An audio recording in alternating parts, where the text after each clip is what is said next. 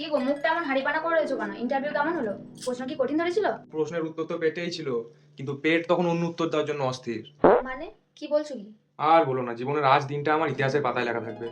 Interview দেওয়ার ঠিক 5 minute আগেই শুরু হলো আমার পেট কুরকুর। মনে হলো পেটের ভেতর তৃতীয় বিশ্বযুদ্ধ লেগে গেছে।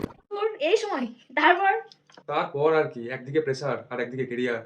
আমি ভাবছি ইন্টারভিউ দিতে ঢুকে মাঝ পথে, মানে বুঝতেই পারছো, রিসেপশনে বসে আমি ঘামছি, আর বাকিরা দেখে ভাবছে আমি টেনশনে ঘামছি। আসলে তো আমি নিজের সম্মান বাঁচানোর টেনশনে ছিলাম।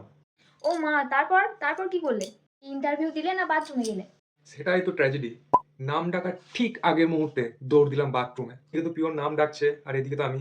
যাক থাক, বুঝতেই পারছো। আর ইন্টারভিউ বোর্ডে যখন ঢুকলাম, তখন আমার মনে হচ্ছিল আমি যেন এভারেস্ট জয় করেছি। কিন্তু জাজরা আমার মুখে শান্তি দেখে ভাবলো ছেলেটা খুব কনফিডেন্স। উফ, তুমি পারো বটে, তাহলে চাকরিটা কি হবে?